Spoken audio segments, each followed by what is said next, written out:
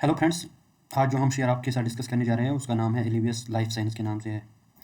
ये शेयर कल मेरे स्क्रीनर पे आया था क्योंकि कल इसका रिज़ल्ट था, तो कल मेरे स्क्रीन पे आया था। फिर मैंने इसको फंडामेंटली देखा था तो मुझे ये अच्छा लगा।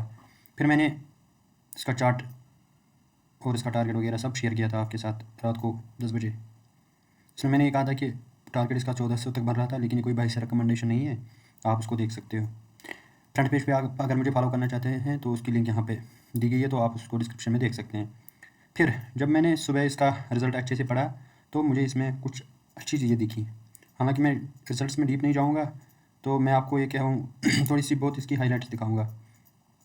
रिज़ल्ट पढ़ने के बाद मुझे ये लगा और इस कंपनी को स्टडी करने के बाद मुझे ये लगा कि ये कंपनी खाली शॉर्ट टर्म के लिए अच्छी नहीं है, बल्कि लॉन्ग टर्म के लिए भी इसको देख सकते हैं हम। पहले हम क्वार्टर ऑन क्वार्टर देख लें।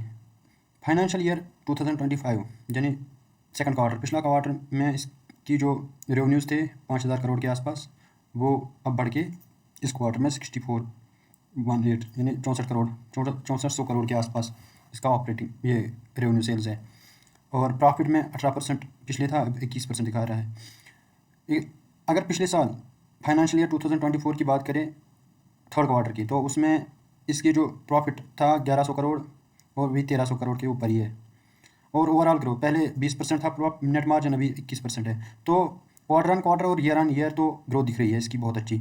लेकिन पिछले साल पहले 3 क्वार्टर का मिला के और इस साल पहले 3 क्वार्टर का मिला के जब हम देखते हैं तो सेल्स नियर अबाउट फ्लैट है दोनों की कंपेयर करके, और ग्रॉस प्रॉफिट में थोड़ी कमी आई है एबिटा में भी कमी आई है, एबिटा मार्जिन में।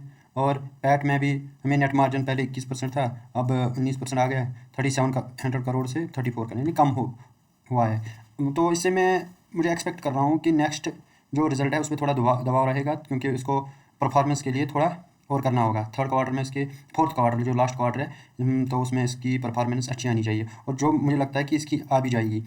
रही बात इस कंपनी को, जब मैंने सुबह स्टडी किया इसमें मैंने जब इनके रिपोर्ट्स पिछले पढ़े और थोड़ी बहुत इनकी जो कमेंट्री पढ़ी, तो मुझे इसमें अच्छा खासा ग्रोथ पोटेंशियल दिखा। इसलिए मैं इसको पोजिशनली देख रहा हूँ। इसमें ये जो सबसे चीज़ है, ये कैपेक्स कर रहे हैं बहुत सारी जगहों पे, और इनकी जो 2026 और 27-28 के आसपास इनकी जो ऑपरेशनल टाइमलाइन है वो मुझे लग रहा है कि ये अचीव कर लेंगे, क्योंकि इनका जो पिछला ट्रैक रिकॉर्ड है उस हिसाब से ये कर लेंगे।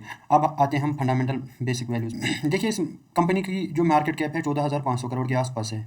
अभी ये ट्रेड कर रही है 1146 पे। रात को जब मैंने इसको देखा था, ये अभी दिख रहा है 1-1.5% अप दिख रही है तब से।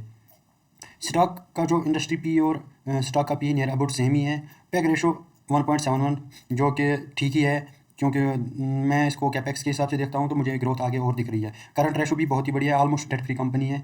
और इसमें ROE देखिए 21%, जो कि बहुत ही अच्छा माना जाता है मेरे हिसाब से। प्रॉफिट को ग्रोथ -15%, यह भी जब इसकी कैपेक्स एक्सपेंशन कम, उसकी डेडलाइन कंप्लीट होगी, फिर यूनिट्स चालू होंगे, तो इसमें कैपेक्स ये प्रॉफिट ग्रोथ भी बहुत अच्छी दिख जाएगी। तो कंपनी ओवरऑल मुझे बहुत अच्छी लग रही है। इसकी जो स्टॉक की परफॉर्मेंस है पिछले 3 साल में आप देख सकते हैं, ये 400 के आसपास करीब ट्रेड कर रही थी। बॉटम इसका बना था 3 साल में, अभी 1200 यानी 3 टाइम्स हुई है 3 साल में। 5 साल में भी मतलब ये पहले 5 साल पहले 700 की, तब मतलब ओवरऑल कंपनी भी मतलब लिस्टेड ही 2021 के आसपास ही हुई है यहाँ NSE पे, तो कोई दिक्कत नहीं है। प्रोज एंड कॉन्स में आप कौन देख रहे हो, कोई नहीं है। हालांकि ये मैं ज़्यादा इस पर रिलाई नहीं करता हूँ, मैं अपनी स्टडी करता हूँ। पीयर कंपैरिजन में हम देखते हैं, पीयर कंपैरिजन में हम देखते हैं इसको एलिविस लाइफ साइंस के हिसाब से हम पेयर कंपैरिजन में जाते हैं।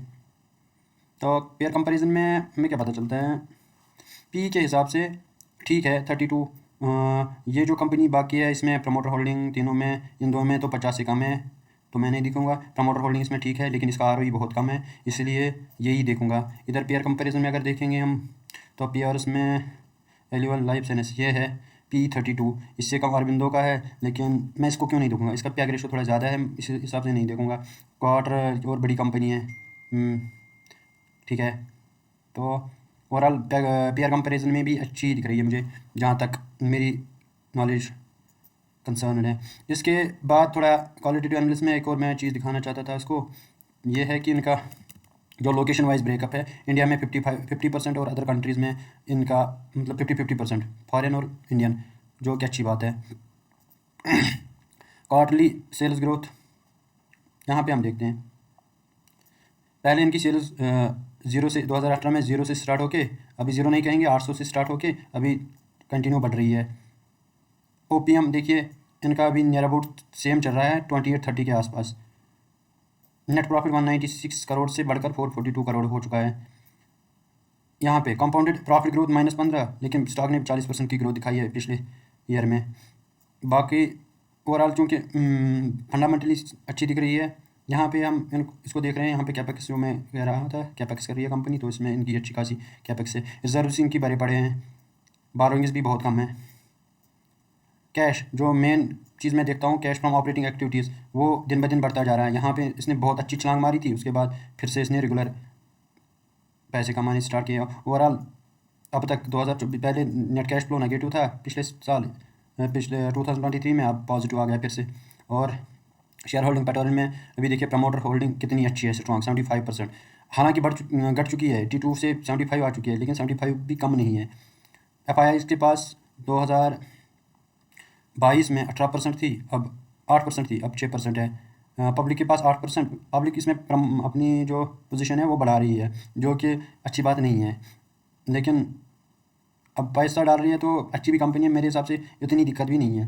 तो ये सब चीज़ें देख के मैं इस कंपनी का जो मैं फंडामेंटल एनालिसिस किया हूँ, वहाँ से मुझे लगा कि इस कंपनी में दम है। अभी शॉर्ट टर्म में जो मैंने शॉर्ट टर्म टारगेट क्यों बताया था, जो मैंने इसका टेक्निकल चार्ट देखा था, तो मैंने इसमें क्लियरली जो एक ट्रेंड लाइन थी, इस ट्रेंड लाइन का ब्रेकआउट ये कर चुकी है कुछ ही दिनों पहले। हालांकि आपको पता होगा कि आज मार्केट कितना डाउन चल रहा है, 10-12% तो निफ्टी डाउन है, बल्कि 15%, लेकिन ये भी ब्रेकआउट के बाद इसने 14% के रिटर्न दे चुके हैं। और मेरा जो इसमें शॉर्ट टर्म टारगेट मैंने रात को दिया था वो 1400 के करीब दिया था, यानी अभी कंपनी के 20%। लेकिन क्योंकि कंपनी अच्छा खासा फंडामेंटल्स में ग्रोथ दिखा रही है, इसके ट्रैक रिकॉर्ड मुझे अच्छा लग रहे हैं, तो मुझे इसमें पोजीशनल जाने की खुशी है और ख्वाहिश है बल्कि। तो ये रहा आज का वीडियो।